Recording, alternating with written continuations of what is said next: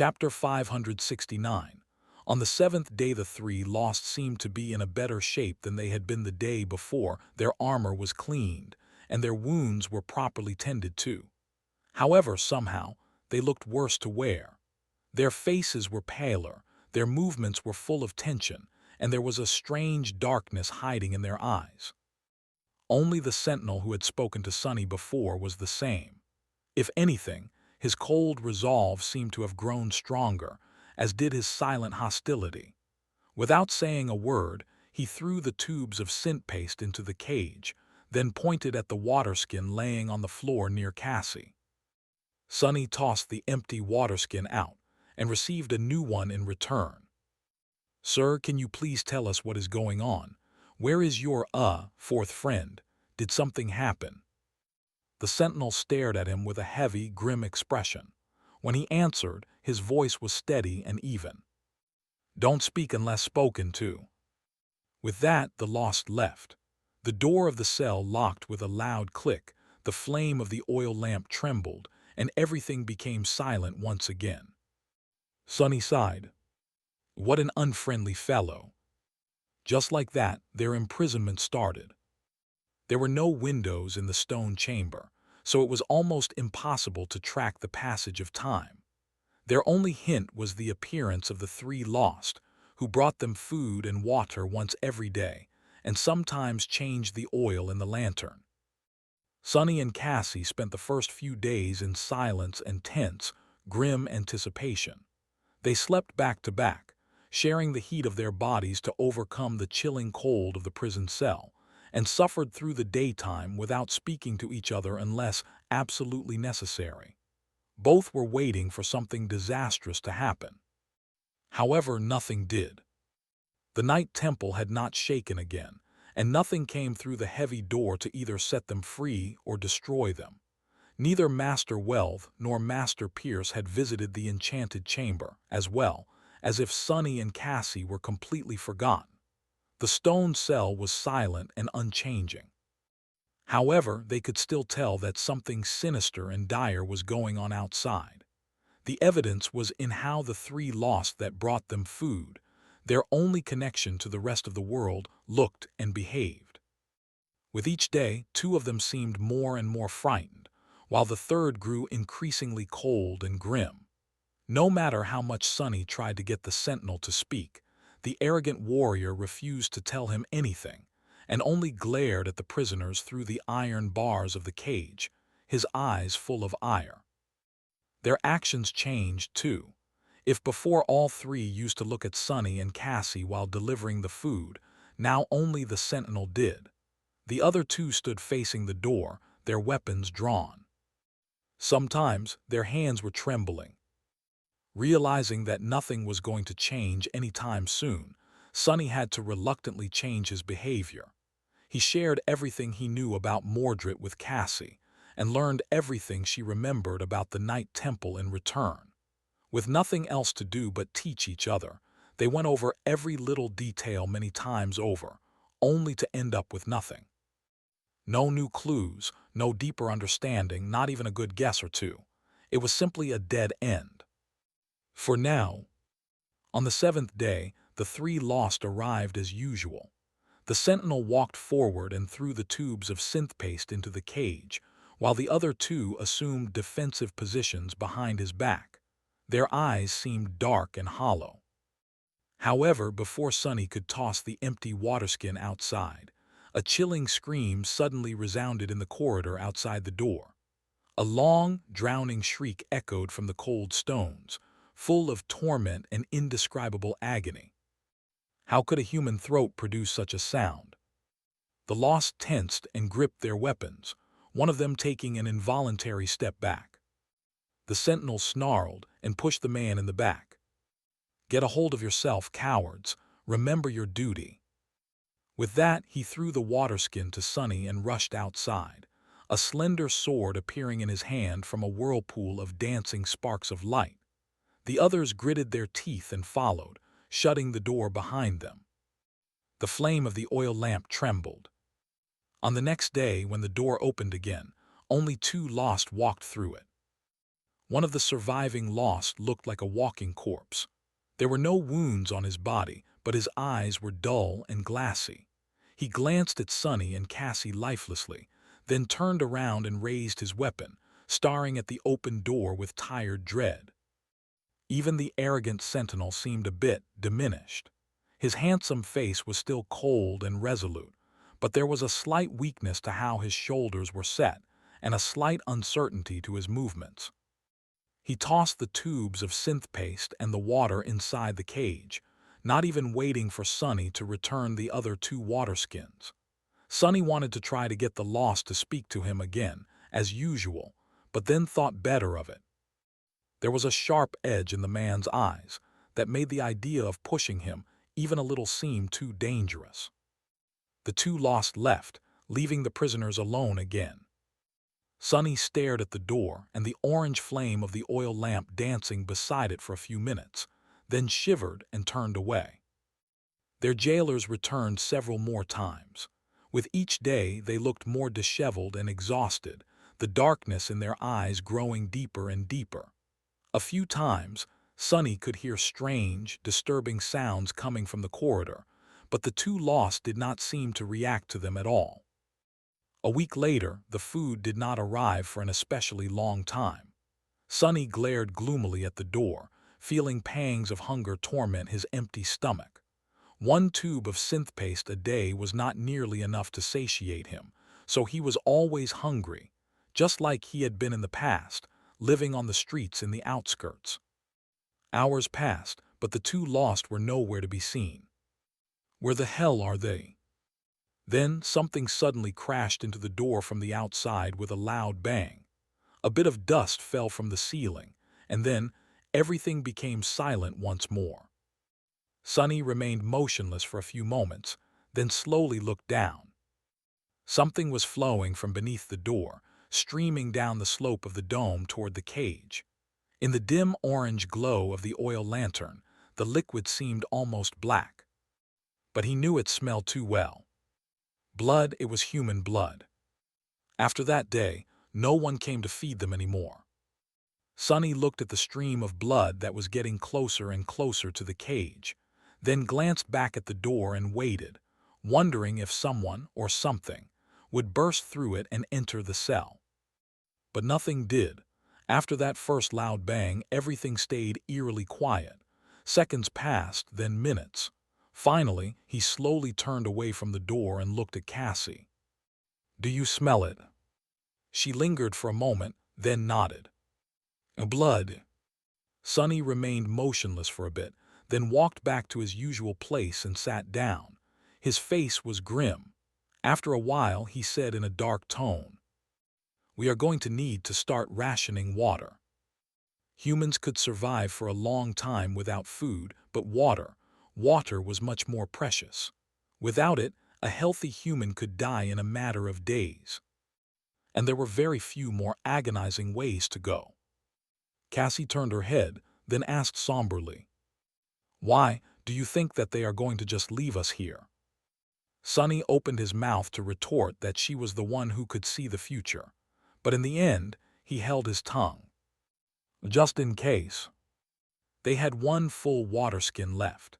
As awakened, they would also be able to last longer without water than mundane humans, especially Sonny, whose body was strengthened by 3 cores, blood weave, and his shadows. But would that be long enough? There was no way to know. He closed his eyes and exhaled slowly, then tried to meditate. Time crawled slowly. Their hunger grew, but no one came to bring them food. With their last connection to the outside world gone, it was impossible to tell what day it was. Sonny and Cassie remained in the barely illuminated darkness alone, waiting for something to happen, or slept while shivering from the cold. It wasn't long before their water ran out. The water skin wasn't that large to begin with. Then came the thirst.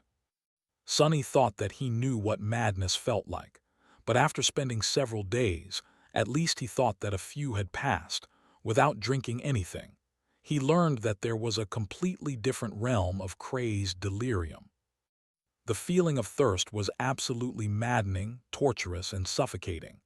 His throat hurt as if it was being cut, his lips had dried and cracked, and so did his tongue. His head was full of pulsating pain, and his muscles were experiencing excruciating cramps. All he could think about was water, water, water. The worst part of it all, however, was the fear. Fear that he was going to die in this cursed cage like a dog, forgotten and discarded. Maybe one day someone would open the heavy door and find his desiccated corpse reaching hopelessly and pathetically toward it through the iron bars. Sonny had tried everything he could think of to get out of the cage, but nothing he had done helped. The only result was that his condition worsened even further. By then, his throat and mouth felt as though they were on fire, and his entire body ached terribly. He felt weak and lethargic, and his vision was starting to blur.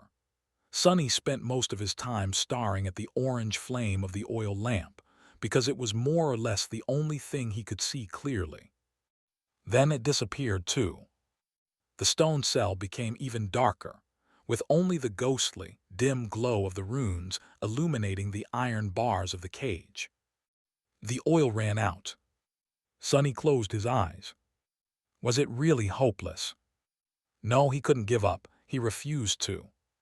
In all this suffering and despair, the only thing that kept him somewhat sane was the fact that Cassie was right there with him, going through the same hell.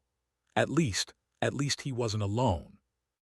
Despite all the complicated emotions and the heavy burden of past sins, sharing his pain with someone had made it, if not bearable, then at least a little easier.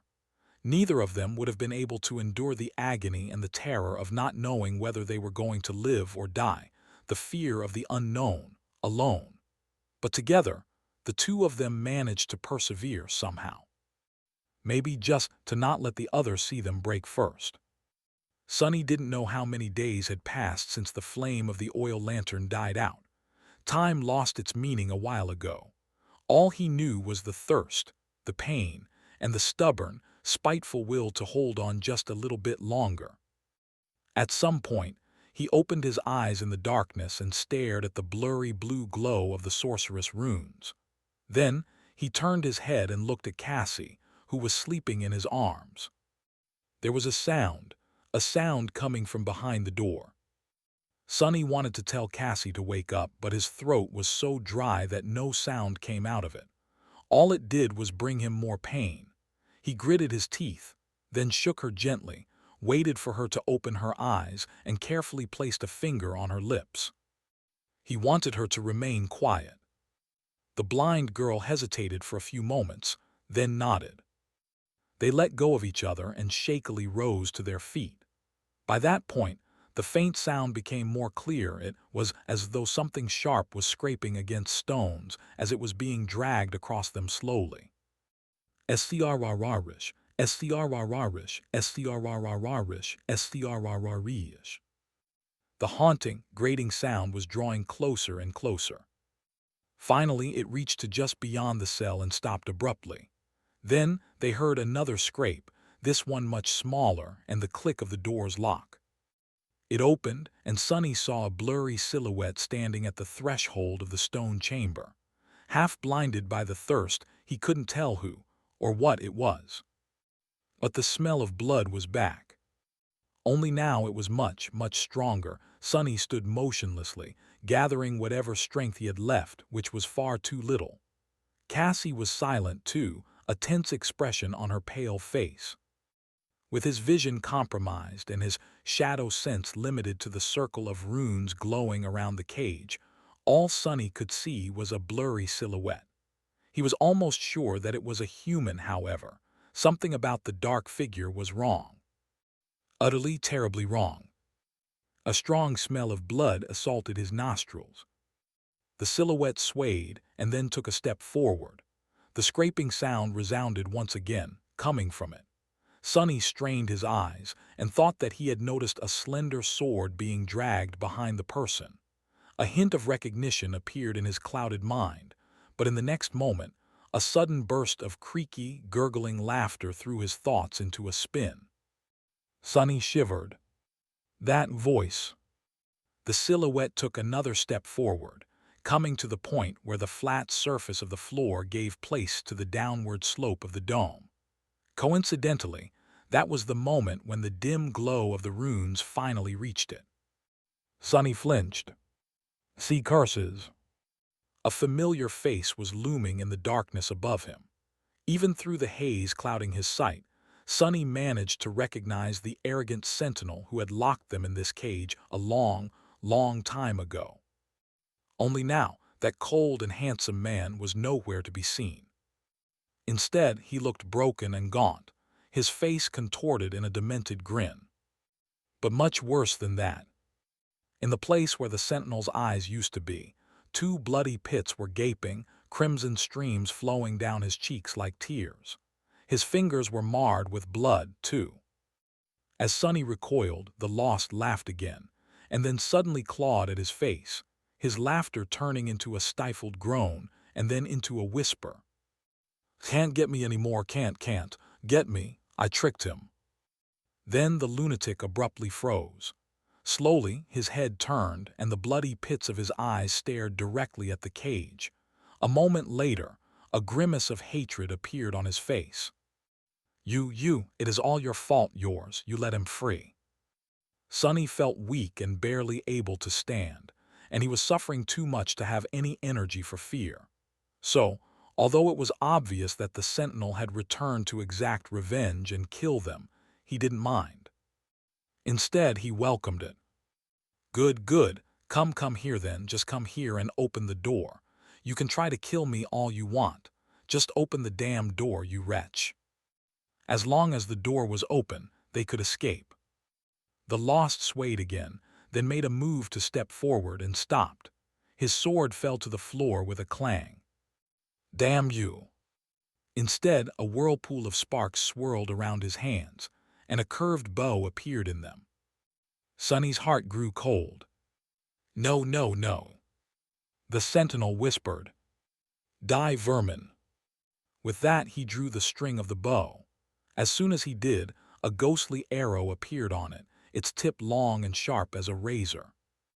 Sonny held his breath and stared at the tip of the arrow, then slowly turned his head and looked at Cassie, who stood motionlessly beside him. His face grew solemn. Don't make a sound, please, don't make a sound. A moment later, he heard the sound of the string and saw the arrow streak above the blind girl's shoulder, the wind throwing a few strands of her hair into the air and shatter against the stones. Cassie flinched, but remained absolutely silent. The sentinel frowned. Alive, I know that you are still alive, but not for long now. He drew the bow again and sent another ghostly arrow flying.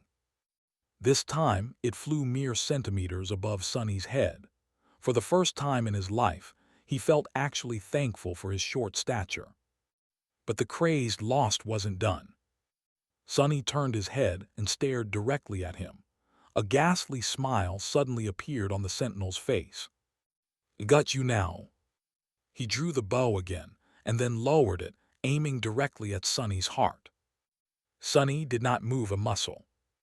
A moment before the Lost released the string, something small and swift suddenly dashed toward him from behind and bit his leg ferociously. It was the covetous coffer. Back when everything started, Sonny had left it in the interrogation room on purpose. He couldn't control a memory like he would an echo, but the coffer was still able to follow simple commands. The command it had received from Sonny in those moments was to hide and then find him. And then wait. The poor thing had loitered near the locked door of the cell for several weeks, hiding every time anyone approached. And now, it was finally able to receive a new command. Attack! The box scurried from its hiding place, reached the cell, and ran through the door on its 8 short iron legs, just in time to sink its sharp triangular teeth into the sentinel's heel. They easily pierced the steel of his armored boot. Blood spurted into the air, and with a surprised shriek, the man stumbled forward, fell, and rolled down the slope of the dome, crashing into the bars of the cage. The arrow flashed past Sonny, missing him by a hair's breadth. But he did not care, already moving. As soon as the damage was done, Sunny dismissed the covetous coffer, and before the runes could devour the tiny amount of shadow essence returned to him by that act, sent all of it into his hurting muscles. And now he was dashing up the slope toward where the Lost was trying to get back to his feet. Before he could, however, Sunny was already upon him. He thrust his hands through the bars, wrapped one arm around the man's neck, pressed him against the cage, and used the other hand to lock him into a stranglehold. Sunny was weakened by the runes, the hunger and the thirst, but he still had 3 cores and 3 shadows wrapped around his body. His strength was fueled by fury, desperation, and cold, murderous will. All of it was barely enough to hold the struggling sentinel in place. The 2 men struggled furiously, one trying to break free, the other trying to squeeze the very life out of his enemy. Sunny used everything he had, and then a bit more, strangling the Lost with all the strength he had left in his gaunt, starved body. He knew that there was not going to be another chance. He had to kill this man in order to survive.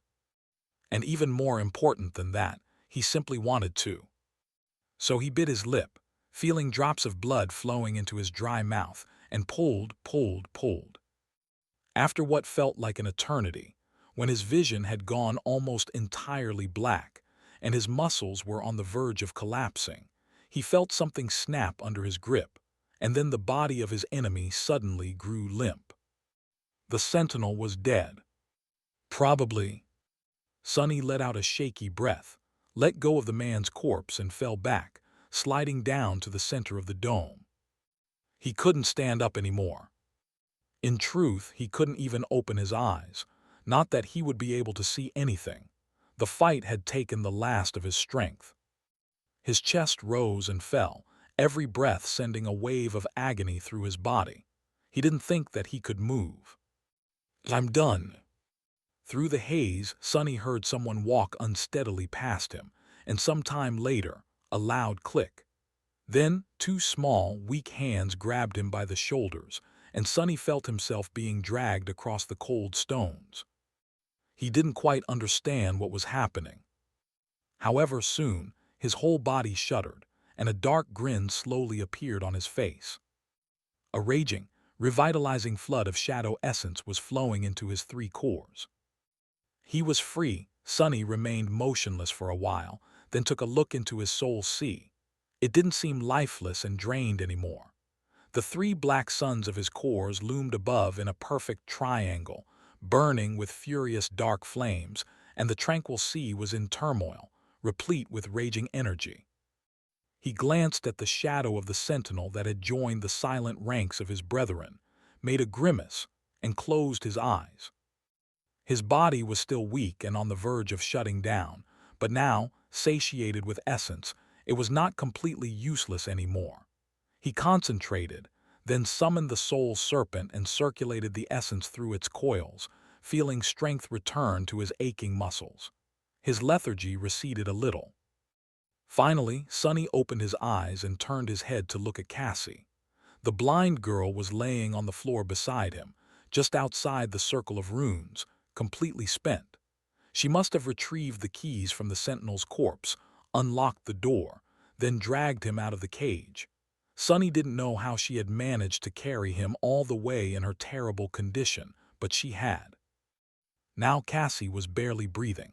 However, the color was slowly returning to her face. She was regenerating her soul essence too. Just the effort of turning his head made Sunny feel dizzy. He rested for a few moments, breathing heavily, then summoned Saint. The taciturn knight appeared out of his shadow, her ruby eyes burning in the darkness. He stared at her from below for a second, then gave a silent command. "Close the door, guard us." The demon silently turned and walked away, her steps echoing in the silence of the stone cell. Sunny rested some more, then gritted his teeth and tried to sit up. He succeeded on the 3rd try. Water, water. He needed water, all of his being lusted for a single drop of the precious liquid. A swirl of sparks danced around his hand, and then the most glorious thing he had ever seen appeared in it. It was a dazzling, beautiful, sublime bottle made out of patterned blue glass. Sunny lingered for a few moments, then crawled closer to Cassie, held up her head and brought the endless spring to her cracked lips. As soon as the first drops of water fell into her mouth, the blind girl opened her eyes, flinched, and then drank greedily. At some point, she raised one hand and grabbed his own, as if afraid that he would take the bottle away. Sunny observed her, his own throat spasming in pain. Finally, he wrestled his hand free and drank his own share. The cold water was, without a shadow of a doubt, the sweetest and most magnificent thing he had ever tasted. Drinking it was more euphoric than being reborn during the awakening, and much more rewarding by far. With each sip, he could feel life returning into his tortured body, as if he was rising from the dead. In these moments, he was probably the happiest he had ever been. After both of them satiated their thirst, they fell to the floor, dead tired. Sunny and Cassie were revitalized by the water, but mentally exhausted and utterly drained. It wasn't long before they fell asleep. When Sunny woke up, he felt much better. He was still in a rather bad shape and weak from hunger, his stomach pulsing with pain, but at least not dying anymore. He sat up, drank more water and looked around the cell. Cassie was still sound asleep, laying on the cold stone floor. She looked to be in a worse condition than him, but there was color to her face, and her breathing was calm and steady. Even though the blind girl did not possess the miraculous blood weave, she was still a powerful awakened. Her body was much more resilient and quicker to heal than that of a mundane human. Sunny suspected that in a couple of days, both of them would be mostly back to normal. Provided that nothing else happens. What were the chances of that? He glanced at Saint, who was guarding the heavy door, then at the cage and the corpse of the sentinel laying near it. His face became contorted by a grimace of disgust. Sunny sighed, then closed his eyes and sent one of his shadows to take a look outside the door. The long corridor was empty and submerged in darkness. Nothing moved there, and nothing seemed to pose any threat. The only thing he saw was another corpse, this one belonging to the partner of the dead sentinel, sprawled near the cell, terribly mangled and in the early stages of decomposition. Sunny stared at it for a while, then commanded the shadow to return. The silence outside was almost eerie. At that moment, Cassie stirred and opened her eyes. She sat up and groaned quietly, then slowly turned her head in his direction. Her second aspect ability must have returned. Or maybe she just located him by the smell after weeks spent in the iron cage. Both of them reeked terribly enough to scare away a pack of hungry wolves. Sunny handed her the endless spring, stared at the bottle in the delicate hand of the blind girl for a few moments, then turned away. Cassie drank the water, coughed, then returned the memory and asked, her voice raspy, "What are we going to do now?" Sunny hesitated for a bit, then shrugged. "First, we need to find some food. Once we are full and strong enough to fight, we'll see. Gather information, assess the situation, then act." She nodded, then slowly rose to her feet. The quiet dancer appeared in her hand in the glow of white sparks. Sunny stood up too and headed toward the door. Saint moved aside, allowing him to open it.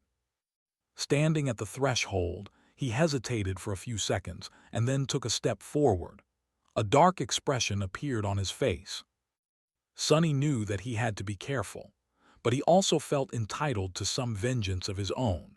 Stepping over the corpse laying at the doorstep of their cell, Sunny and Cassie entered the dark, empty corridor and stopped for a few short moments. They listened tensely to the echoing silence that reigned over it, and then cautiously moved forward. Most humans would have felt lost in the impenetrable darkness, but neither of them found it uncomfortable. Stepping softly, they walked toward the entrance to the closest stairwell, the shadows gliding ahead of them to scout for potential dangers. Sunny didn't let the shadows go too far, though. knowing that he might need their help at a moment's notice. In the past weeks, he had learned everything that Cassie knew about the Night Temple, so there was a clear mental picture of its interior in his head. The parts of the great cathedral that the blind girl was familiar with, at least. Currently, they were at the lowest levels of one of its 7 belfries, deep below the outward ring of the main structure. There were 2 other belfries in the outward ring, and both the ring itself and the 3 towers descending from it remained uninhabited. They were mostly empty or occupied by storage rooms, workshops, and other facilities the Lost used to maintain the citadel. Still, there was no way of knowing what might have changed inside the temple since their imprisonment, and what danger lay ahead. In the darkness, they moved from one level to another, not meeting a single living soul. Here and there, signs of battle could be seen. The furniture was smashed to pieces, the walls scraped by sharp blades or cracked, a few of them completely shattered. The floor was stained with blood, but there were no more corpses around. All they found were a clump of torn, bloodied clothes and several overturned tables, as though someone had desperately tried to build a barricade. Whoever it had been, it didn't seem as though they succeeded. The makeshift barricade was broken, and there was a lot of blood on the floor, the walls, and even the ceiling behind it.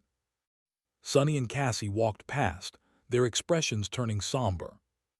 After a while, Sonny finally discovered a storage room full of wooden crates behind one of the locked doors, each containing hundreds of tubes of synth paste.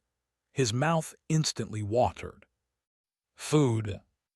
No matter how much he hated the muddy sludge, right now, he was ready to kill for a single mouthful. Sonny and Cassie opened the storage room with one of the keys attached to the keyring they had picked up from the body of the sentinel, entered it, and then locked the door behind them. Both of them were starving, but before Cassie had a chance to grab a tube, Sonny stopped her. "Don't eat more than one, and eat it slowly." She hesitated, then turned to him with a frown. "Why, I'm so hungry." He shook his head and sat down on one of the crates. "If you eat too much, too quickly after going without food for a long time, you might die."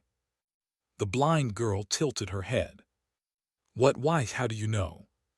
Sonny opened a tube and shrugged. "I've seen it happen." That was just general knowledge among the street kids in the outskirts. However, Cassie had probably never faced real hunger. Even in the dark city, the inhabitants of the outer settlement had been fed generously by Changing Star and her hunting party during her time there. Sonny was surprised, actually, that normal children didn't learn about such stuff in school. The blind girl lingered for a few moments, but listened to his advice in the end. Each of them slowly ate one tube of synth paste and then rested for a while. After that, Sonny summoned the covetous coffer, patted it on the lid, and loaded a couple of crates into the small box. "What a good little box you are. Good job, coffer." Then, feeling refreshed and energized, the strength slowly returning to their starved bodies, they moved the crates around and took turns washing themselves with the help of the endless spring. Sonny went first. Taking off the reeking clothes and scrubbing his skin with cold water felt heavenly. When he was done, he summoned the undying chain and finally felt like himself again. After that, he sat by the door quietly and, using one of the shadows, kept watch on the corridor outside. In the dead silence on the stone belfry, Sonny couldn't help but hear every sound around him. The rustle of the crude tunic against Cassie's skin as she took it off and dropped it on the ground. The murmur of the water as it flowed down her petite, supple body. And the small sighs of relief she made as the weight of several weeks of imprisonment was washed away by it. After a while, she joined him, clad once again in her blue coat and polished armor. Sonny hesitated for a bit, then said, "Come closer." Cassie tilted her head a little, then did as he told. Sonny reached toward one of the extinguished oil lamps, and then proceeded to rub her cuirass, pauldron, and other steel elements of the armor with soot. The blind girl frowned but didn't stop him. Are you trying to make it non-reflective? He nodded. Yeah, just in case. They still didn't know what powers Mordred possessed, but whatever they were, mirrors and reflections obviously had something to do with it. The undying chain was forged out of bleak steel, but Cassie's armor was too lustrous for him to feel at ease. That was also the reason why he had not summoned the cruel sight yet. The silver blade of the enchanted spear was like a clear mirror, and he wasn't sure what might happen if he did. After Sunny was done covering up the polished steel of Cassie's armor with soot, they rested for a while, ate a little more, and left the storage room behind. It was time to ascend the belfry and return to the outward ring of the Night Temple. As soon as they stepped out of the stairwell and found themselves between the black walls of the main structure of the Night Temple again, a terrible smell assaulted their nostrils. Sunny grimaced and then covered his nose with a hand. This was the familiar, vile smell of death. Just like the belfry, the outward ring was submerged in darkness. No one had bothered to change the oil in the lamps, and there were no windows to let in the light. The corridors here were wider and their adornments richer. However, just like before, everything was silent and there was nobody around. Sunny shivered. Just where is everyone? The Night Temple seemed completely deserted. At first, when they had been hungry and weak, he was glad for it.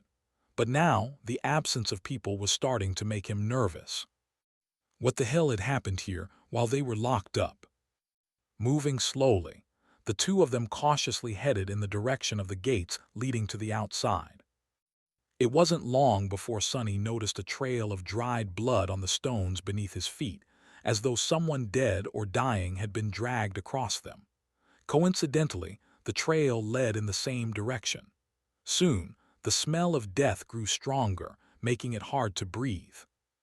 Sunny and Cassie entered the hall separating them from the gates and froze. His face darkened. That is not good. Before the gates of the temple, a large hall stood, submerged in darkness. The air was permeated with the smell of rot, and at least a dozen eviscerated bodies lay on the cold stones, staring into nothingness with their empty eyes. Sunny had long become accustomed to such sights, so he wasn't too bothered by it. The implication, however, left him feeling cold. Damnation! He entered the hall, both Saint and the serpent emerging silently from his shadows. Cassie followed, gripping the hilt of the quiet dancer so hard that her fingers turned white. Sunny walked over to the nearest corpse, held his breath, and knelt beside it, studying its wounds. Then, with a grim expression, he moved over to the next one and did the same. It took him some time to check on each of the slain lost, and by the end, his eyes were full of darkness. The blind girl remained silent for a few moments, then asked, her voice tense and trembling, "How did they die?" He lingered for a second, then shook his head. "Sword wounds." Each of the fallen sentinels was killed with one precise, fatal strike. However, most of them were terribly mutilated and covered in multiple wounds, none of them lethal, but all aimed at inflicting the maximum amount of pain. The killer, whoever it was, wanted his victims to suffer before they died. Well, Sunny was pretty sure that he knew who the killer was. Mordred, the man or thing that he had set free. It seemed that the Prince of Nothing had a sadistic streak about him. But that wasn't the problem. From everything that Sunny had learned before, he assumed that Mordred possessed a bizarre and powerful aspect that allowed him to deal either mind or soul damage to other living beings. That made him extremely dangerous. The prerequisite for this ability seemed to be looking the prisoner of the Night Temple in the eyes, which was good, since both Sunny and Cassie could naturally counter it. Sunny by fighting with his eyes closed, Cassie by simply being blind. However, these lost had clearly died in a ferocious and bloody melee. That meant that, on top of everything else, Mordred was a fighter of incredible skilled, and powerful enough to not only kill a dozen experienced Awakened with a sword, but also to play with his victims before he did. Just how was Sonny supposed to win against someone like that? He sighed, then walked past the corpses and approached the gate. Master Wealth had told them that the citadel was sealed, and no one except for Saint Cormac would be able to open it. However, Sonny had to check for himself. He wrapped all three shadows around his body and tried to push open the gates, but to no avail. The heavy doors didn't budge even when Saint joined him. None of the keys their jailers had carried were of any use. 2. There wasn't even a keyhole to insert them. Sonny looked beneath the surface of the gates, hoping to see the same type of primitive weave he had seen in the door of the ebony tower. But there was none. Curse it! He gave the gates a good kick, then turned around and walked back to Cassie in frustration. I guess we aren't getting out of here until the saint arrives. Which would happen in a week at the earliest. Would they even be able to survive that long? The blind girl frowned, then asked with uncertainty. Where to then? Sonny thought for a few seconds. Since they were already stuck in this damned place, why not try and accomplish the task they had come here to complete in the first place? Let's go check on the gateway. Perhaps the ivory knife was still there, somewhere. Leaving the scene of the cruel massacre behind, the two of them headed deeper into the stone bowels of the Night Temple. It took them a long time to cross the outward ring and enter the central temple. The distance itself was not that considerable, but the bizarre interior of the cathedral was disorienting and sprawling, resembling a vast, convoluted maze of black stone. They also had to remain cautious and move slowly so as to not walk into an ambush. The darkness, silence, and eerie emptiness of the deserted citadel were slowly stretching their already tense nerves. Both Sonny and Cassie had not recovered from their ordeal completely, so they had to stop and rest a couple of times, drinking water and eating small amounts of synth paste. They also encountered more morbid remnants of the struggle that had been going on inside the Night Temple, while they were slowly dying inside the cage, rotting corpses of the lost, signs of bloodshed and destruction, as well as things that were too strange and vile to be explained by any kind of sane logic. It was as though they were traveling through the workshop of a mad butcher. With each minute that passed, Sonny grew more and more grim. For the first time since this whole disaster started, he actually began to question the moral implications of what his actions had led to. Even if he had been an unwilling accomplice, Mordred only managed to escape because of him. Had Sonny accidentally released an unspeakable evil upon the world? He wasn't sure how to feel about that. On one hand, he didn't really care about the world, but on the other hand, Sonny didn't like to leave behind a mess without cleaning it up. It was just basic decency. A bit conflicted, he sent the shadow ahead, made sure that everything was fine, and finally led Cassie into the grand hall of the Night Temple. This place was both magnificent and uncanny. It was vast and full of darkness, reminding him of his home in the Dark City. The only difference was that this tenebrous cathedral was built upside down. Far above them, the ceiling was flat and stretched into the distance. The floor, on the contrary, arched downward like a giant bowl, with load-bearing stone seams protruding from it like bridges and roads. The hall was silent and somber, and absolutely empty. In its center, there was a wide stone platform. It was covered in rubble, large pieces of black obsidian laying in piles where the black altar had once stood. They really destroyed it. Sonny stared at the shattered altar, still not quite believing that the gateway was really obliterated. What madness was this? They lingered for a few moments and then descended toward the platform. There, Sonny spent some time sifting through the rubble, hoping to find the ivory knife. But it was nowhere to be found. All he found was broken obsidian and pieces of Storm God's shattered statue. Either the knife had never been there to begin with, or Mordred had gotten to it first. Curse it! Sonny turned the head of the statue, looked beneath it, and then stood up, staring into the empty eyes of the dead goddess with dark fury. Damned liar, a prince of lies, that's who he is. As he was boiling with rage, Cassie suddenly took a step forward and touched him on the shoulder. Then she pointed toward the other end of the grand hall and whispered, "I hear footsteps. Someone is coming." Sonny stared into the darkness, his hand itching to summon a weapon. His eyes gleamed dangerously. Let them come. Sonny was tired of the silence, the emptiness, and the quiet dread. The fear of the unknown had been pressing heavily onto his heart, and for a short moment he wanted for this burdensome uncertainty to end, no matter how violent and dangerous the resulting confrontation would be. But then he had to grit his teeth and remind himself that giving in to anger and frustration was a sure way to die. Without knowing the scale of the threat, he had to remain calm and keep a cool head. His hand, already outstretched to summon a weapon, hovered in the air for a couple of moments, and then relaxed.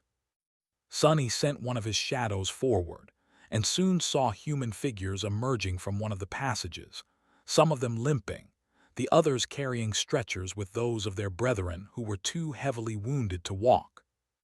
The lost, they were the remaining guardians of the Night Temple. In front of them, a woman in a black tunic was walking, her red hair dirty and damp with sweat. There was a grim, dark expression on her face. So there are survivors after all. There were a dozen or so warriors who could still fight, although they didn't seem to be in the best shape. Several were carrying lanterns and torches, the orange flames pushing the darkness reigning in the great hall back. They were still too far away to notice Sonny and Cassie, but he had no doubt that they would be discovered soon. What to do, wait or hide? A moment later, the decision was made for him. As Sonny watched, one of the lost suddenly approached Master Welv and whispered something to her, then pointed directly at the shadow that was observing them from the darkness. Crap! Sonny was more or less certain in his ability to contend with one of the ascended knights, provided of course that Saint and the Serpent were on his side. With the dozen lost supporting the opponent, though, it was a fight he would have preferred to avoid, especially considering that what he needed the most right now was information, which the survivors possessed. Soon, a lone figure separated from the group of battered sentinels and headed their way with measured, steady steps. As soon as Sonny saw who it was, his face darkened. Master Pierce. The man was as rugged and severe as he had been when they first met, his steely eyes cold and hard. The stubble on his cheeks had turned into a short beard, and his lusterless scale mail was damaged in several places, but other than that, he looked exactly the same. It was as though the weeks of bloody horror had no effect on him at all. Now the odds were really not in Sonny's favor. He was still sure of his ability to at least escape, though, if need be. Master Pierce approached the central platform and stopped, studying Sonny and Cassie with a heavy gaze. Sonny cleared his throat and faked a shaky smile. Sir Pierce, thank the gods we weren't sure that anyone was left alive. To his left, Cassie suddenly tensed. Knowing that she must have sensed something happening in the next few seconds, Sonny prepared for the worst. However, noting that the blind girl remained motionless, he didn't do anything rash as well.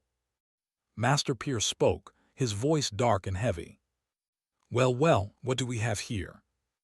In the next moment, a vast whirlwind of white sparks surrounded the platform. Sonny cursed inwardly and watched as 10 human figures appeared from the sparks, surrounding them. In an instant, the number of their potential enemies almost doubled. These humans, though, he had to suppress a shiver. Their empty eyes, their empty shadows, no, they weren't humans at all. Instead, 10 echoes were staring at him with lifeless expressions, each radiating an eerie, deeply disturbing and threatening aura. Pierce stared at them coldly. I see that the two of you are still alive. Sonny looked around, feverishly thinking about how to turn the situation around. Oh, about that. Before he could say anything, he noticed that Cassie turned her head slightly and glanced somewhere behind him, a small frown appearing on her face. Just like that, he knew that someone was there. Which was strange, considering that Sonny was always aware of what was behind his back thanks to the shadows, and couldn't see or sense anything right now.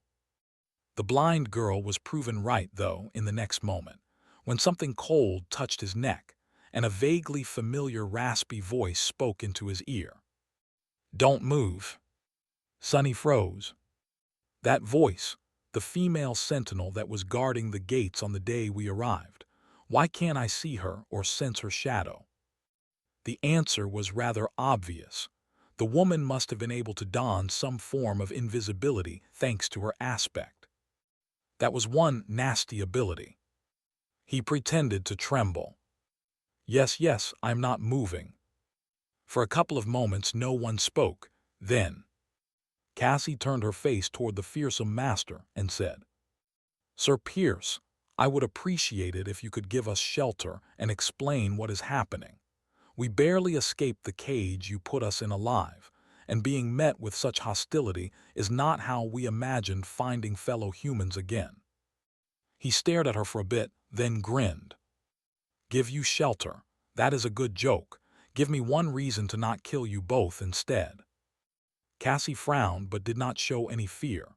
Instead, she remained silent for a few seconds, and then said in a calm and even voice, "You can try. You will certainly succeed, but not without paying a cost. Awakened sunless and I might not be ascended, but we did not receive our designations for nothing. How many of your men and echoes will we take to hell with us?" She paused for a moment and then added, "How many can you spare?" Master Pierce opened his mouth, wishing to say something, but was cut off by Welv, who had approached from behind. The second ascended spoke in a tired voice. "Enough, we can't spare anyone or anything. I know this and you do too, Pierce. These two are strong, they will be of use. We will take them with us." He grimaced, then spat.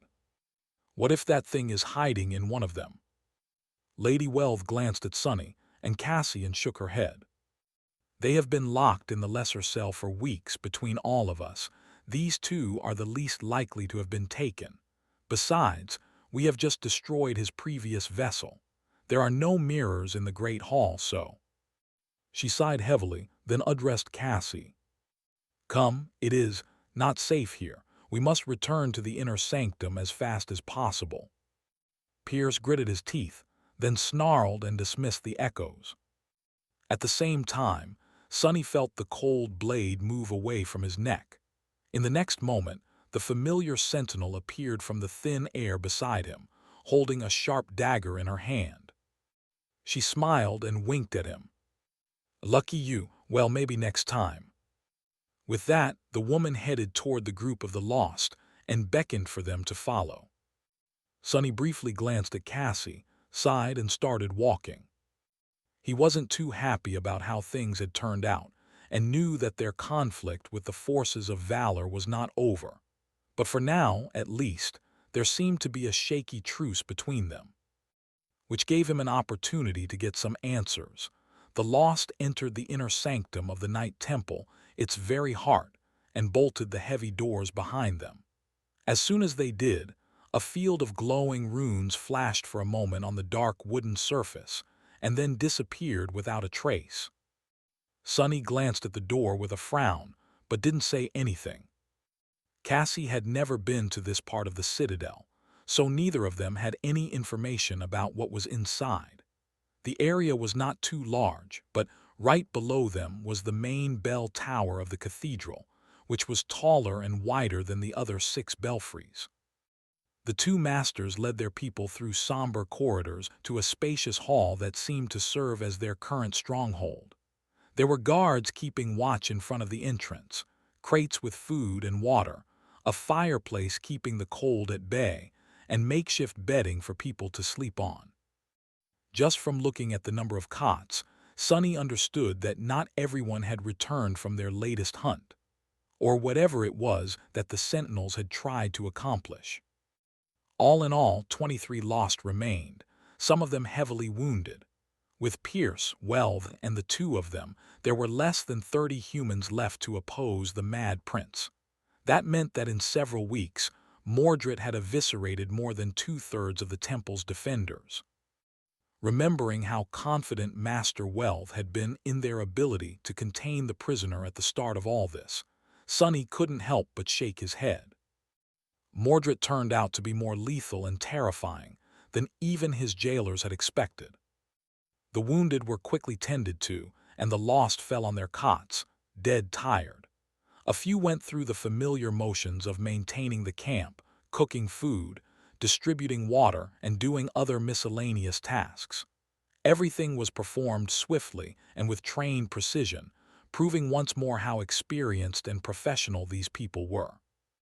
They were obviously fatigued, both mentally and physically, but not nearly as beaten and unsteady as Sonny had thought. Their spirits were not broken, perhaps because only those with the strongest wills had survived. He also couldn't help but notice that there was not a single reflective surface in the whole of the inner sanctum. The lost wore either armor made out of leather or dull steel that didn't give off reflections, and even made sure to store and drink water from opaque containers, not letting a single drop fall to the floor. After a while, the familiar female sentinel approached them and said, "Sir and lady wish to see you." Sonny and Cassie were led to a separate room, where Pierce and Welth were waiting for them behind a wide round table. Both of their expressions were grim. Welth gestured to a couple of chairs, and after waiting for a few moments said, "The two of you will follow simple rules. From now on, you are under our command. You will follow any order either Sir Pierce or I give you. You will not use any memory or item that can be used as a mirror inside the inner sanctum, or outside of it if you wish to live. You will not conspire against your fellow soldiers or tell a single soul about what you have seen here in the Night Temple. If you disagree, leave right now." Sonny and Cassie glanced at each other, but remained seated. Welv nodded, then looked at Sonny. "Awakened Sunless, please describe how you came in possession of that piece of a broken mirror, this time in detail." Pierce suddenly leaned forward and growled, "And don't even think about lying to us, boy. You won't like the result." Sonny pretended to look at him with a bit of fear. "I couldn't lie even if I wanted to, you fool." He told the tale of how he had encountered the mirror beast on the Reckoning Island and almost lost his life to the strange creature. Knowing that he had to give up at least some valuable information, as well as explain how he had managed to defeat such a dangerous abomination, he shared the detail about using the flaw of his own aspect against the reflection, while not mentioning what that flaw was exactly, of course. After both masters were silent for a while, finally Welth spoke, her voice solemn. So one of his reflections managed to escape, after all. To think that it had been so close all this time. Sonny hesitated, then cautiously asked, "I am sorry, but what was this piece of mirror exactly? If it was so dangerous, why was I even allowed to bring it inside?" Pierce clenched his fists and stared at him with fury. Then he uttered through gritted teeth, "The inspection was meant to prevent mundane mirrors from being brought into the Citadel. No one could have expected that there was one more fragment out there somewhere. If we knew, you would have been killed as soon as you set foot on the Chained Isles. As for what that fragment was, it's not for you to know." Sonny shivered slightly, realizing how big of a target he had drawn on himself by picking up the inconspicuous piece of mirror. No wonder St. Tyrus had warned him to never speak of visiting the Reckoning Island to anyone. While he was thinking that, Cassie finally spoke.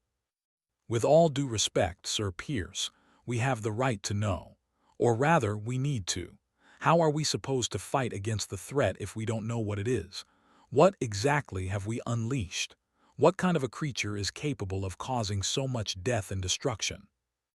The master opened his mouth to spit a cold response, but Welth spoke first, her voice calm. "She is right, Pierce. They need to know if they are to be useful." She sighed, then looked away and remained silent for a while. Then, Wealth grimaced, rubbed her face, and said, her voice somber and grave, "The creature that you have unleashed, that monster, is Mordred of Valor, the Prince of War." After that statement, the room was silent for a while.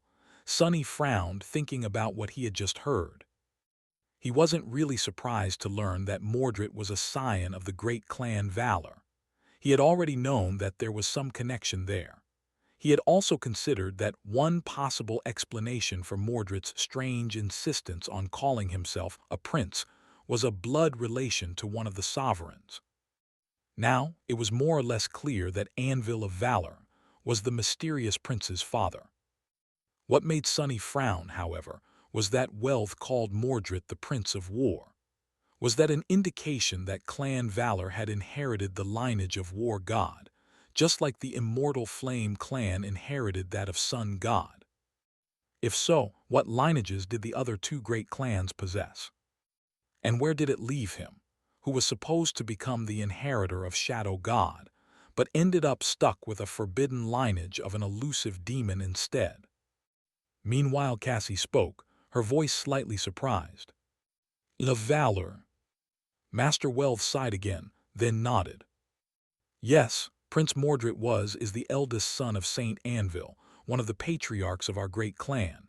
As a young child, he was given as a hostage to a powerful ally, to keep peace and ensure prosperity for all.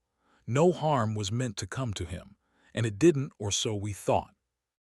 Years later, the prince was returned to us as a valiant awakened, to our joy and relief." Pierce's face darkened, and he looked away. Wealth lingered for a few moments and then continued. "But our joy was short-lived. Soon it became apparent that the boy had grown up to be disturbed. He was cruel, uncaring, and had certain impulses that couldn't be controlled. The more powerful he became, the less human he seemed. And he was powerful, incredibly so, more powerful than any awakened was supposed to be." She looked down, then grimaced. In the end, Prince Mordred left the clan and, breaking the command of the elders, sought out a seed of nightmare to become a master. Knowing that he was too dangerous to be allowed to ascend, or even to walk freely in the waking world, it was with a heavy heart that a decision was made to eliminate him. Monster or not, he was our responsibility after all. Sonny rubbed his temples. There was a lot of new information in what they were told, provided it was true, of course, which he wasn't sure that it was. Had Mordred really been given away as a hostage? Was he really disturbed and dangerous? Maybe he was, and maybe he wasn't, or had not been at least. Whatever the case, Sonny had no doubt that it had no bearing on Anvil's decision to get rid of his firstborn son. The key phrases in all the noble-sounding words Wealth had spoken were too powerful and couldn't be controlled. Mordred had probably been forbidden from challenging the second nightmare for that very reason. That was why he had come to the Chained Isles alone, seeking a seed that had not been discovered, and thus couldn't be guarded by the forces of the sovereigns, which eventually led to his downfall. One thing, however, didn't make a lot of sense. Sonny glanced at the masters, and then asked doubtfully, "If that Mordred was so dangerous, why didn't you just kill him? Why go to all this trouble and imprison him instead?" After a short pause, it was Pierce who answered, his voice grim. "Do you think we haven't tried? His physical body was destroyed, his spirit body too, but that still didn't kill him. No matter what we attempted, that thing simply refused to die. Many of my comrades did in the process, however. In the end, we could only bind him, and even that was only possible with the help of the saints." Sonny stared at the fearsome master, dumbfounded. Both his physical and spirit body destroyed, and yet he still exists. How is that even possible? He opened his mouth, then closed it, then opened it again. What is his aspect exactly? Pierce and Wealth glanced at each other. In the end, the woman spoke. "It has to do with mirrors, reflections, and souls. Prince Mordred is able to travel through mirrors and control the reflections. His second ability, His second ability, though, is much more terrifying.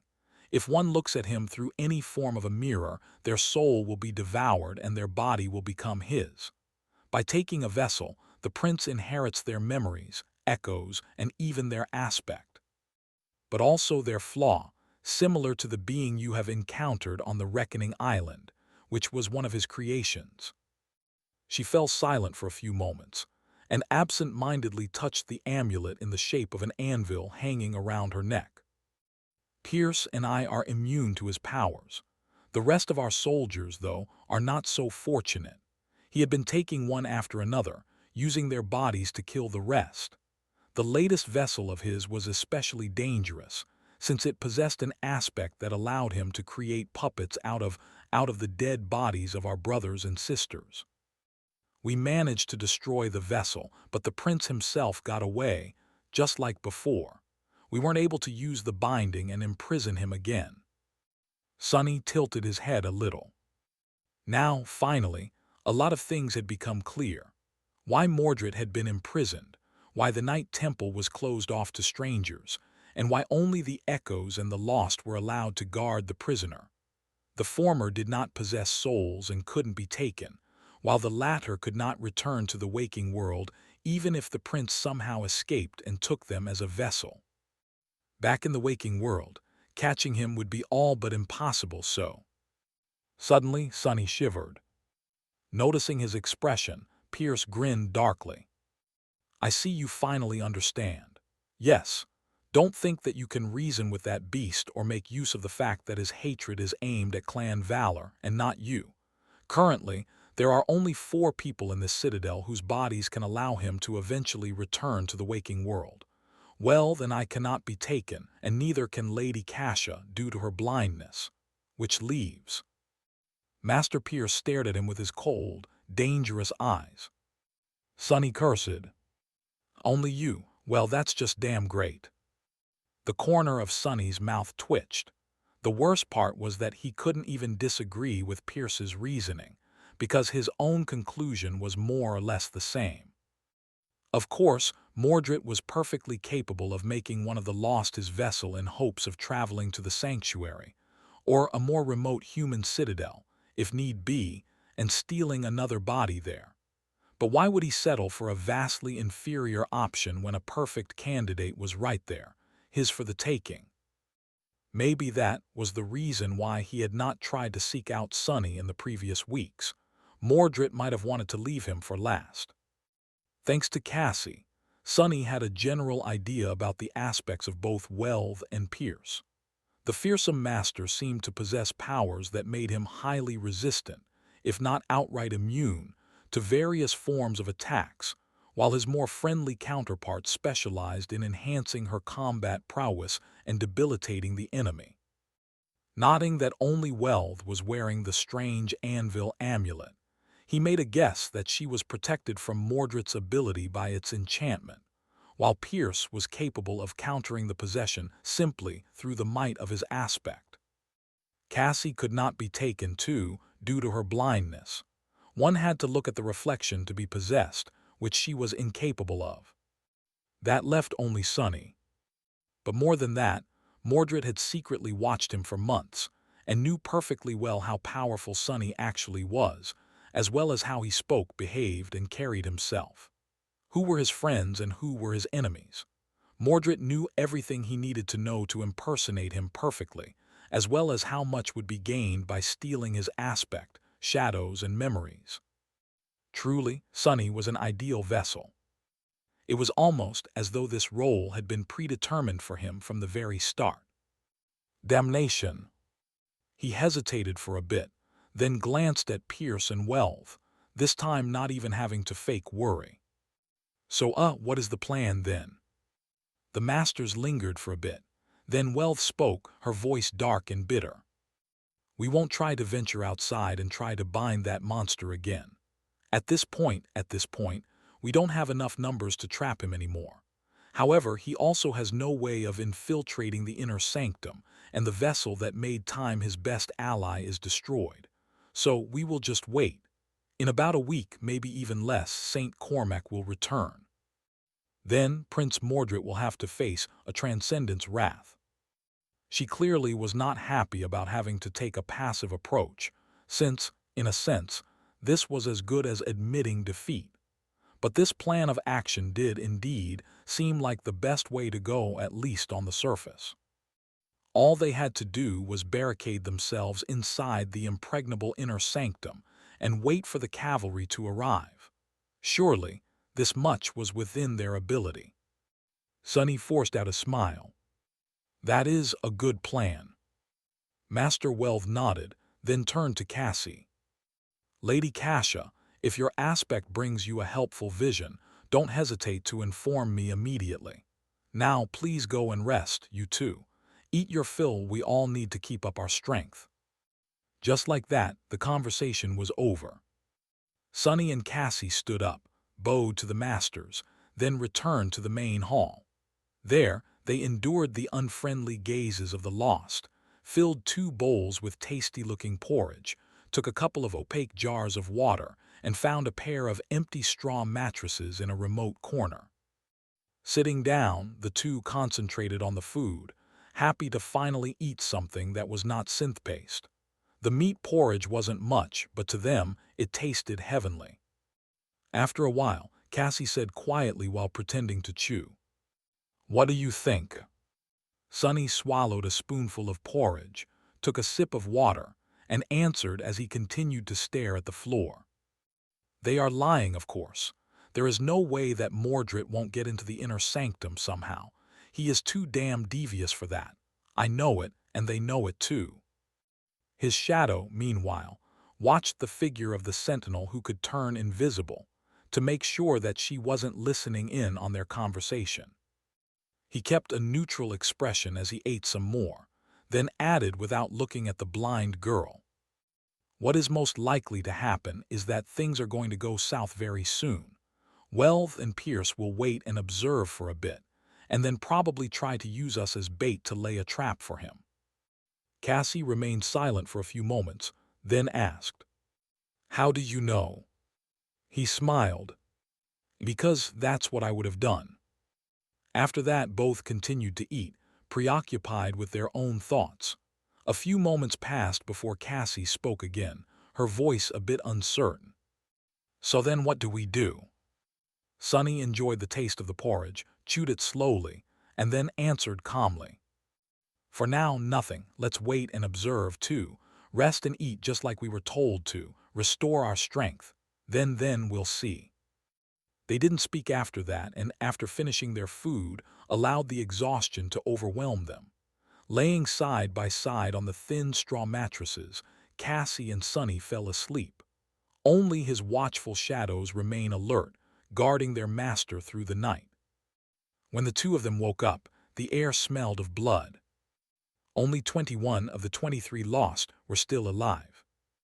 The 2 sentinels who kept watch outside the hall had been brutally slaughtered, without anyone even noticing how and when. Their bodies were still warm, and their blood painted the floors, the walls, and even the ceiling crimson, turning the somber corridor into a ghastly painting. In the center of the pool of blood, a single shard of mirror lay, as if mocking the surviving soldiers of the great clan Valor. Wealth growled and destroyed it before anyone could approach. It seemed that Mordred chose not to hide the fact that he had entered the inner sanctum.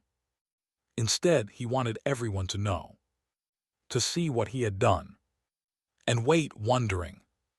Whom would he take next? The lost crowded near the entrance, staring at the grisly scene with grim expressions. Wealth was in the corridor. She was standing in the middle of the pool of blood, her fists clenched. Sunny wasn't clear on who had discovered the bodies, since he only woke up due to the noise of everyone rushing to the door and the shine of the sparks of light as they summoned their weapons. He remained at the back of the crowd, using one of the shadows to study the corpses and another to observe the surviving sentinels. There was a thoughtful expression on his face. "I wonder." Before he could finish the thought, Pierce appeared from behind the bend of the corridor, glanced at Wealth, shook his head briefly, and then growled at the lost. "What are you standing around for? Clean up this mess and secure the perimeter. No one moves alone or in pairs, 3 people minimum. Be ready, the bastard might return at any minute." The soldiers glanced at each other, seeds of fear blooming in the depths of their eyes. Then they silently got to work, following the master's command. Sonny lingered for a few moments, then returned to Cassie and sat down on his mattress. The blind girl asked quietly, "Who died and how?" He rubbed his face tiredly. "The guards. One was the guy who had noticed my shadow back in the Great Hall. The other, I didn't know him.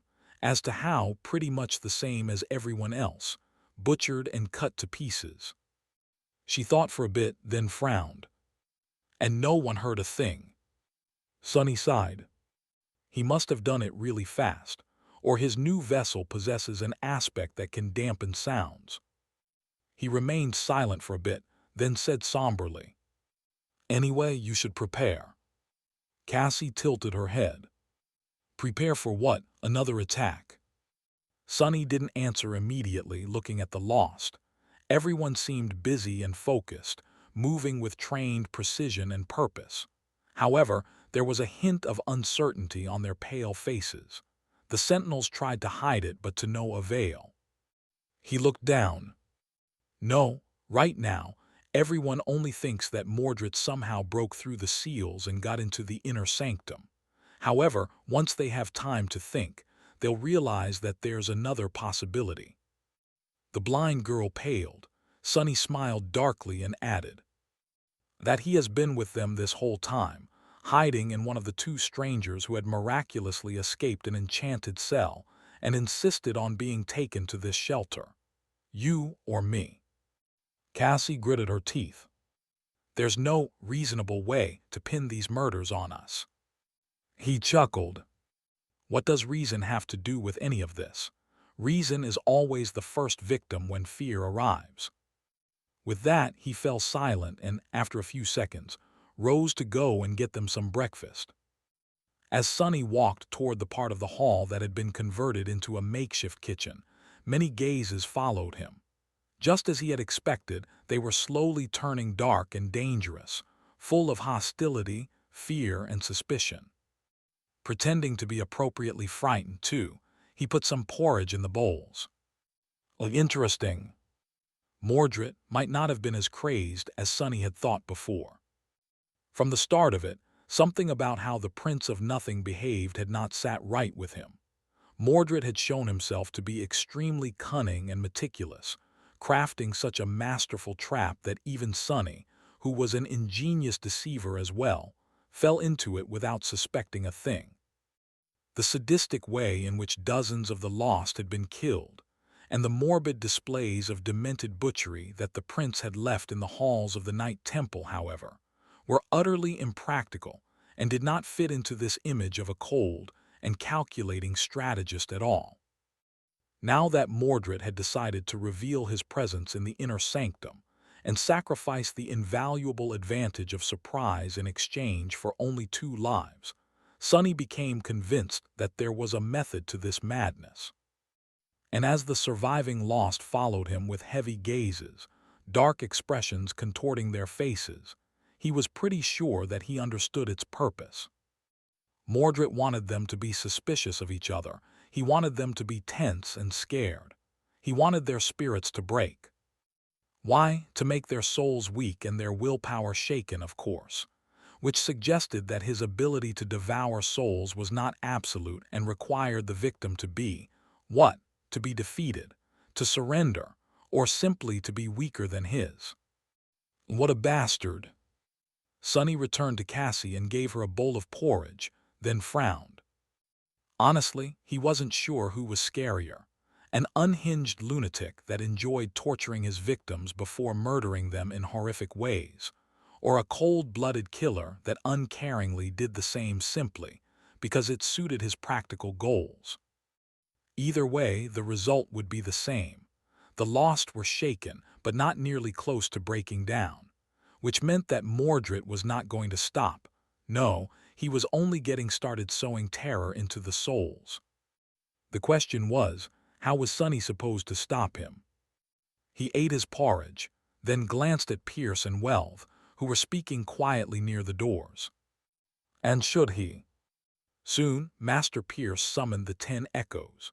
Even though maintaining them at all times cost a considerable amount of essence, it was decided that the disturbing things would remain among the lost from now on. Several were sent to explore the inner sanctum and try to find signs of the attacker, or at least learn how he had managed to get inside. The rest assumed guarding positions outside the hall, making the remaining sentinels feel both relieved and tense.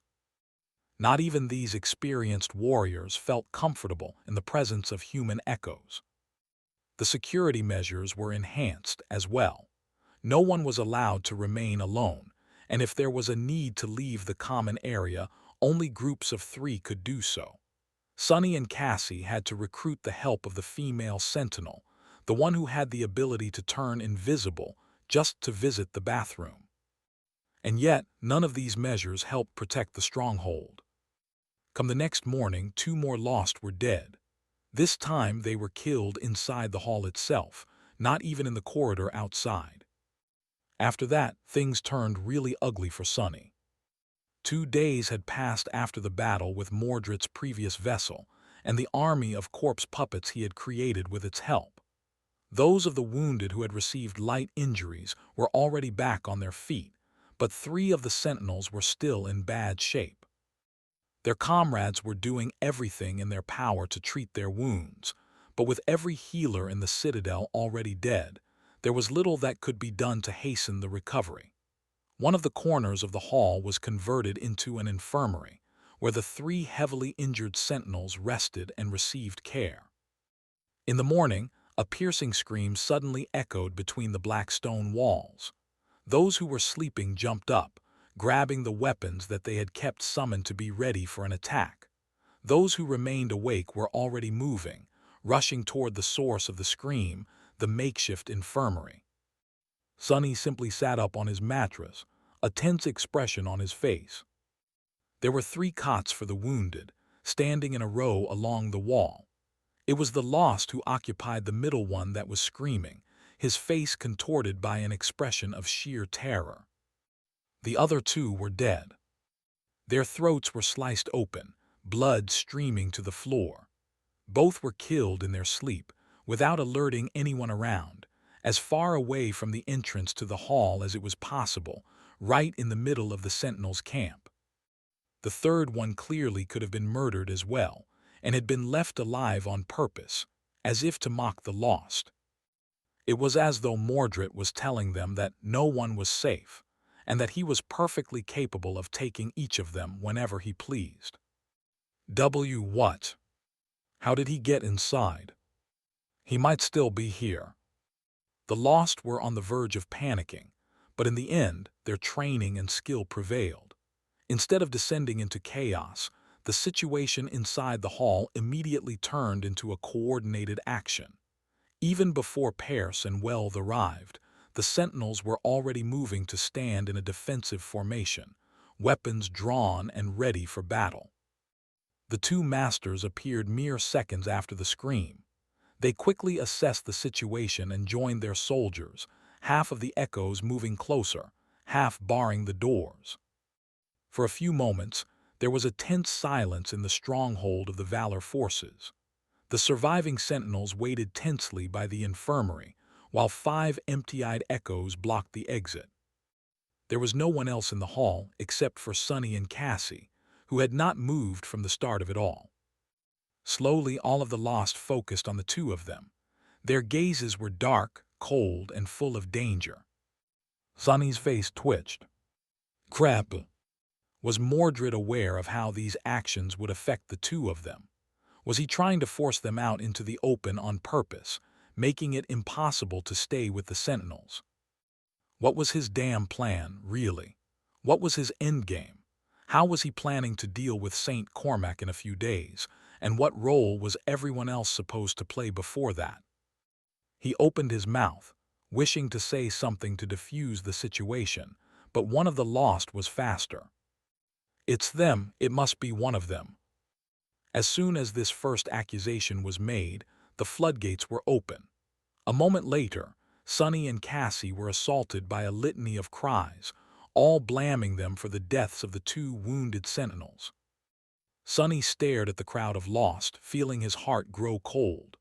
A single person could be reasoned with, but what he saw right now was not a group of people, but a massive creature with many heads, many shouting mouths, and many eyes that burned with fury, fear, and dark, murderous intent. A frightened crowd did not know reason. It only knew fear, and the desire to either escape or destroy its source. Ironically, there were very few things more frightening than a senseless crowd. The lost were much more resilient and prepared than most people, but even battle-hardened warriors like them had a limit. After weeks of being hunted, slaughtered, and brutalized by the elusive and terrifying fiend, they seemed to have finally reached it. Of course, there was no logic behind the accusations. Neither Sonny nor Cassie possessed the means to commit the murder unnoticed, simply for the fact that they had been watched this entire time, since no one really trusted them to begin with. But his attempt to explain this was drowned by the chorus of angry shouts. Sonny noticed Pierce and Welv exchanging a quick look, their faces calm but somber. At least these two had managed to keep a cool head, but would that change anything? His heartbeat slowed. Sonny mentally took in the entirety of the hall, the echoes standing guard near the doors, the two masters, the formation of the lost, the dead sentinels laying on the blood-soaked cots. Would he be able to fight his way out of this place? And what would happen next? The forces of valor would surely pursue him and Cassie. It was at this moment that a sudden realization hit him. Sonny hesitated for a moment, then slowly rose to his feet. His hand hovered in the air, as if ready to summon a weapon. That action was enough to cause a chain effect among the lost. One of them suddenly lunged forward, throwing a javelin at Sonny. Another drew his bow, an arrow already knocked on the string. Nothing came of it, however. Almost instantly, Pierce growled, his voice easily suppressing the shouts. "Stop, you wretched bastards! Who ordered you to attack? Anyone who moves, I'll kill myself." At the same time, Welv turned into a blur and appeared in front of Sonny, catching the javelin before it could get anywhere near him. She looked at the weapon with a scowl, then threw it on the floor. The echoes standing in front of the sentinel formation suddenly turned, facing the lost. Their empty eyes stared at the frightened warriors, no emotion in them. Just like that, the two masters tamed the wild beast of the human crowd. No matter how far gone the sentinels were, there were still remnants of discipline etched deep into their bones. More than that, the easiest way to defeat fear was with a different, much greater fear. Under the unnerving gaze of the echoes, the accusing shouts abruptly stopped.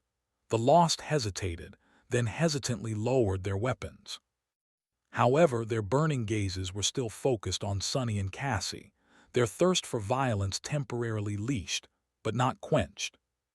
Welv lingered for a moment, then looked at them over her shoulder. "You better come with me. It is not safe for the two of you to remain with the others. Don't worry, though, we'll keep you safe." Sonny pretended to shiver, glanced at the crowd of the lost, and nodded. "Sure, yeah, no problem." Inwardly, though, he was grinning. "Keep us safe, what a bunch of crap." Sonny and Cassie were led deeper into the inner sanctum. They passed the room with the round table where the two masters had first interrogated them, then the personal quarters of the ascended knights, and were finally led to a small room with a single door. Welv let them inside and remained at the threshold. She was quiet for a few moments and then said, "Wait for a bit.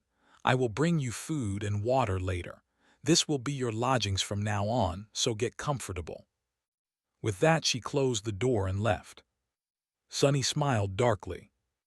He didn't hear the click of the lock, but the implication was clear. The small room was much more comfortable than the iron cage, but it served the same purpose.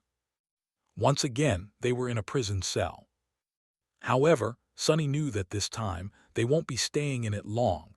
Several days passed with nothing disastrous happening. Sonny and Cassie spent them inside the small room, eating the food Welth or one of the echoes brought them and restoring their strength. Even though they were constantly watched, both remained calm and somewhat relaxed. Outside, things weren't as peaceful. Of course, Mordred had not killed again. Doing so would have only compromised his efforts to frame Sonny for the murders. However, the air was so full of tension that one could almost cut it with a knife. With every day of nothing happening, the already frayed nerves of the lost drew tauter and tauter. Fear, unease, and anxious anticipation built and built, mixing under the pressure of uncertainty into dark, viscous, and volatile dread. Sometimes, doing nothing produced the best result. Mordred knew when to push and when to pull too well. With nothing to do but wait for an inevitable attack and nowhere to release the tension, the Lost spent a lot of time staring at the closed doors that led to the quarters where Sonny and Cassie were kept, their face growing darker with each day. Something had to give at this point. Even Pierce and Welth didn't seem confident in their ability to keep these soldiers under control and battle-ready. The two masters spent the time making their own plans. Sonny didn't know what these plans were, since he didn't dare to send one of his shadows to spy on the formidable Knights of Valor. He had a pretty good guess, though. On one of these days, he noticed that the Lost seemed especially restless. Pierce and Welth were behaving a bit strangely as well. Sonny frowned, then walked to the door, picked up a tray of food that had been delivered by an echo a few hours earlier, then brought it over and handed one of the bowls to Cassie. "Eat well today." The blind girl gave him a short nod. To an outsider, this exchange would not have looked like anything, but the two of them knew each other very well, no matter how complicated this relationship was. Sonny had let Cassie know everything he needed to convey, and she had signaled that his message was received. Not saying anything else, they concentrated on the food. Although the night temple was sealed and cut off from the outside world, it seemed as though the temperature inside had dropped by a lot in the last few days. The cathedral was chilly before, but now the cold felt intrusive and ever-present. Beyond the black walls of the citadel, November was in full swing. It was at least 1 week past the date when Sonny and Cassie were supposed to rendezvous with the rest of the cohort on the shipwreck island, in case Valor denied them access to the gateway. Sonny wondered how Effie and Kai were doing right now. Were they worried, or waiting patiently, not knowing that everything had gone horribly wrong? There was no way to know. He sighed and looked at Cassie. The blind girl was sitting silently, staring into nothingness. They were close enough for him to see the reflection of his pale face in her beautiful blue eyes. Sonny smirked. "Oh, not bad." He had looked terrible after crawling out of the iron cage, but by now, his appearance was more or less back to normal. He felt much better, too. Whatever fate had in store for him, he was ready. A few hours later, the door of their small room opened, and Welth appeared outside. The master looked at them somberly and said in an even voice, "Lady Cassia awakened sunless. The situation has changed a bit. It is not safe for the two of you to remain here anymore. Come, we have to move you to a different location." Sonny stared at her for a few moments, then asked cautiously, Is everything all right?" She lingered, then answered succinctly, "It will be." Wow, not ominous at all. Without much choice, Sonny and Cassie stood up and followed the red-haired master. They were led into the main hall of the fortified encampment and through it, feeling the Lost follow them with dark gazes. At some point, several echoes appeared to their right and left, as if to protect them should anything happen, or to prevent them from escaping, depending on how one was inclined to look at it. The small procession left the stronghold of the Valor forces and entered the corridors of the inner sanctum. They walked through the maze of them and entered a spiral staircase. Sunny looked around tentatively, then asked, "Where are we going?" Wealth gestured down. "The bell tower." She didn't add anything else, as if her answer had explained everything. Sunny scowled but didn't press the issue. What was the point? The staircase was long and winding, circling the entire tower many times.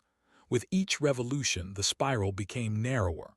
From time to time, they saw closed doors to their left, but never to their right. Finally, after a while, they reached the end of the stairs and waited as Wealth opened a heavy gate blocking the path forward. Sunny and Cassie found themselves at the very bottom of the main bell tower of the Night Temple. Somewhere below them, a massive bell was swaying gently on an ancient iron chain. The tip of the seventh belfry was narrow, encompassing only a circular corridor and one central chamber. Currently, they were looking at its door. The door was slightly opened. Wealth stopped, then looked at Sunny and gestured forward. "Come inside." Sunny threw a glance at her, then at the echoes surrounding him. He hesitated for a few moments, then sighed, swung the door open and stepped into the chamber. He found himself in a room built of cold stone. It was dark and full of deafening silence, arranged in the shape of a heptagon. Its 7 corners were drowning in shadows, and at each of its 7 walls a large mirror frame stood. However, the frames were empty. The mirrors they had once housed were long shattered and gone. Sunny stared at them for a moment. Well, at least it's now clear where those thousands of mirror shards came from. That discrepancy had been tormenting him for a while. In a prison where no mirrors were allowed, where had Mordred found all those shards? Where had the piles of broken mirrors that Cassie saw in her vision appeared from? Now he had an answer. Satisfied, Sunny lowered his gaze and looked at the figures waiting for him inside the dark chamber. Pierce was standing in its center, surrounded by the rest of the echoes. His eyes were cold and heavy. The fearsome master grimaced, then said, his voice low and threatening, "Whatever you think of doing, I would advise against it." At the same time, the door of the chamber closed with a deafening bang. The echoes that had escorted them here were already inside, behind Sunny. Wealth was there, too. She was holding a blade to Cassie's throat. Her expression was dark and calm. Sunny lingered for a couple of seconds, then slowly raised his hands with his palms open. Damn, how very unexpected. What a surprise. Sunny froze, trying not to move a muscle. His face grew pale and solemn. What is going on, Master Wealth?" The woman stared at his back, the blade of a slender saber pressed against Cassie's throat. She remained silent, as though unwilling to answer. However, Pierce spoke in her stead, a dark grin appearing on his lips. "Don't worry, we'll tell you shortly." With that, he commanded 2 echoes to step forward. One was holding a large wooden box, its surface engraved with a complicated weave of a beautiful but disorienting pattern. The other was holding a folded piece of black cloth. Pierce carefully took the box, then placed it on the floor in front of him and closed his eyes for a moment. A loud click resounded from inside, and its lid rose by a few millimeters. He didn't touch it, though. Instead, the fearsome master sighed and took the folded cloth. Sunny stared at the wooden box with a bit of apprehension. "What is that thing?" Wealth finally spoke, her voice cold and even. "It is a mirror trap, a very special artifact created by the elders of our great clan. With its help, we can capture and bind the prince." He blinked a couple of times, then forced out a weak smile. "Well, that is good, right?" Pierce snarled. "Indeed, the problem is, the ritual requires some time to be performed, and that monster has proved to be too devious to be held back long enough for it to work. Every time we cornered him, he simply destroyed the vessel and slipped away, because we were always a step behind and he was the one in control of the battlefield." The master smiled. Well, that is about to change. Sonny frowned. Behind him, Cassie suddenly spoke. You want to lure him into a trap by using us as bait. Wells shook her head. Not you, Song of the Fallen, just your companion. He is the one Prince Mordred wants after all. The other knight chuckled. He is the one who caused all this. Isn't it only fair that he would be the one to end it?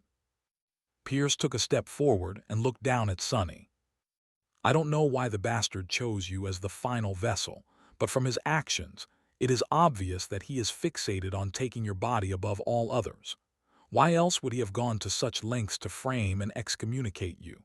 Going as far as to risk sneaking into our camp, the Mad Prince is ill and unhinged. If we present an opportunity to possess you, he won't be able to resist. The master scowled furiously. And this time we will be the ones in control. He won't escape us again.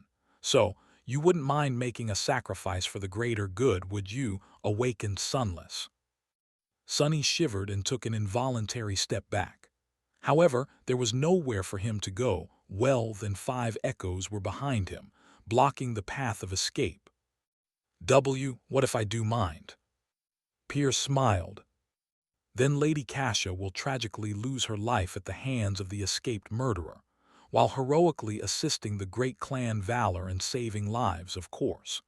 And you will do as I say anyway, only after a few additional and very, very unpleasant steps. Cassie gritted her teeth, then shouted, Sonny, don't do it. In the next moment, Welth moved her saber, making the blind girl fall silent. A drop of blood rolled down her neck. Quiet. Sonny froze as if not knowing what to do. His eyes darted around the chamber as if searching for something to save him. But there was nothing he could use, only the 2 masters and the 10 echoes, all ready to pounce at him if he were to try something. Aye. He trembled, hesitated, and then suddenly hung his head as if defeated. I'll do it, just don't hurt her, please. That wasn't too much, right? Cassie struggled in Welth's grip. Sonny, no. He looked back, a solemn expression on his face. When he spoke, his voice sounded stifled and frightened, but also certain and full of resolve. Almost heroic. It's all right. Don't be sad, Cassie. At least this way, one of us will survive. With that, Sonny faced Pierce and shivered. What do I need to do? The fearsome master smirked, then handed him the folded piece of cloth. Good choice. Get down on your knees first. Sonny took the cloth and kneeled in front of the wooden box. Slowly, Welth moved to stand side by side with Pierce, and the echoes dispersed, hovering near the walls as they surrounded him. He closed his eyes. And now what? Welth spoke, still holding Cassie with an iron grip. Pierce, meanwhile, bent down and put one hand on the lid of the box. Open your eyes, unfold the cloth, then look at the item inside. Don't think of playing any tricks. She moved her saber, making Cassie whimper. Sonny flinched but remained on his knees. Gritting his teeth, he glanced at the blind girl, then lowered his head and slowly unfolded the cloth. Inside, laying on the black fabric, was a single piece of a broken mirror. Sonny stared at it and saw his pale reflection staring back. The masters tensed. And then nothing happened. Well, of course it didn't. If Sonny had thought otherwise, he would have never allowed himself to end up in this situation. In fact, he was pretty sure that he knew what Mordred was planning, and why.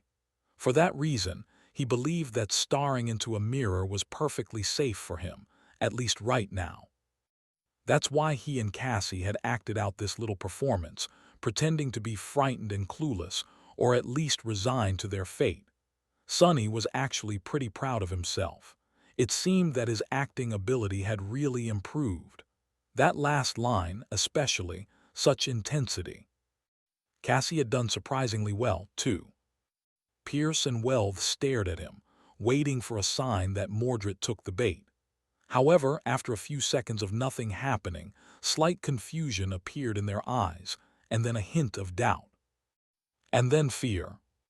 Wealth was the first one to understand.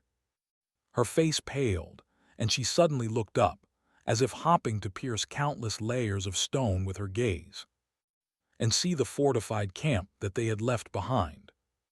Her lips trembled. No, it had taken Sonny a lot of time to understand what Mordred was doing, and why.